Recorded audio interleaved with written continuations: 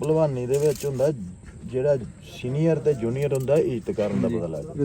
ਜੇ ਤੂੰ 2 ਸਾਲ ਭਲਵਾਨੀ ਕਰ ਲੇਗਾ ਨਾ ਤੈਨੂੰ ਇੱਜ਼ਤ ਕਰਨੀ ਆ ਜਾਊਗੀ। ਉੱਥੇ ਜੇ ਮੰਨ ਕੇ ਚੱਲ ਉਸਤਾਦਾਂ ਦੀਆਂ ਮਾਰਾਂ ਖਾਏਗਾ ਜਦੋਂ ਤੈਨੂੰ ਬੋਲਣ ਦੀ ਤਮੀਜ਼ ਆ ਜਾਊਗੀ। ਹੰਬਲਨੈਸ ਹਾਂ ਕਬੱਡੀ 'ਚ ਨਹੀਂ, ਕਬੱਡੀ 'ਚ ਤੂੰ ਕਬੱਡੀ ਜੇ ਤੂੰ 2 ਕਬੱਡੀਆਂ ਭੱਜਣੀਆਂ ਤੂੰ ਕਹਿੰਦਾ ਮੈਂ ਹੈਗਾ ਨਹੀਂ। ਕਬੱਡੀ 'ਚ ਭਲਾ ਕੀ ਚੱਕਰ ਆ, ਕਬੱਡੀ 'ਚ ਇੱਜ਼ਤ ਨਹੀਂ ਹੈਗੀ।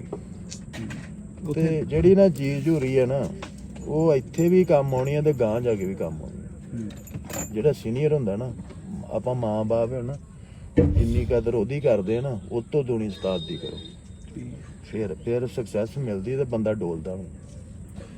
ਜਿੰਨੇ ਆਪਦੇ ਉਸਤਾਦਾਂ ਦੇ ਕਹਿਣੇ ਤੇ ਚੱਲੇ ਨਾ ਉਹ ਕਦੀ ਨਹੀਂ ਡੋਲੇ। ਹੁਣ ਜਿਸ ਤਰ੍ਹਾਂ ਉੱਥੇ ਜਾਏਗਾ, ਹੁਣ ਜੱਸੀ ਹੋਣੀ ਉੱਥੇ ਤੈਨੂੰ ਕਰਾਉਣਗੇ ਹੈ ਨਾ, ਚਲੋ ਉਹਨਾਂ ਖਾੜਾ ਵਧੀਆ ਟੌਪ ਦਾ ਬਣਾਇਆ ਸਾਰਾ ਕੁਝ ਹੈ ਨਾ। ਉੱਥੇ ਤੈਨੂੰ ਕਬੱਡੀ ਤੇ ਆਪਾਂ ਬਾਅਦ ਚ ਵੀ ਖੇਡ ਸਕਦੇ ਹਾਂ। 2 ਸਾਲ ਉੱਥੇ ਪ੍ਰੈਕਟਿਸ ਹੀ ਕਰਨੀ ਆ। 2 ਸਾਲ ਪ੍ਰੈਕਟਿਸ ਕਰ, ਜਦੋਂ ਮਿਹਨਤ ਲੱਗ ਗਈ ਸਾਰਾ ਕੁਝ ਹੋ ਗਿਆ। ਕਬੱਡੀ ਤੇ ਆਪਾਂ ਜਦੋਂ ਬੰਦੇ 'ਚ ਮੰਨ ਕੇ ਚੱਲ ਗਈ ਫੁਰਤੀ ਜਾਨ ਆ ਗਈ ਤੇ ਕਬੱਡੀ ਦਾ ਕੀ ਆ। ਭਲਵਾਨ ਬੰਦਾ ਤੇ ਕਬੱਡੀ ਮੈਂ ਤਾਂ ਕਿੰਨਾ ਹੱਸ ਕੇ ਖੇਡ ਸਕਦਾ, ਰੇਡਰ ਤੇ ਬਣ ਹੀ ਸਕਦਾ ਹਨਾ, ਸਟਾਪਰ ਵੀ ਹੁਣ ਕਾਲ ਵਾਲਾ ਭਲਵਾਨ ਨਹੀਂ ਹੁੰਦਾ, ਪਹਿਲਾਂ ਘੁਲਦਾ ਰਿਹਾ।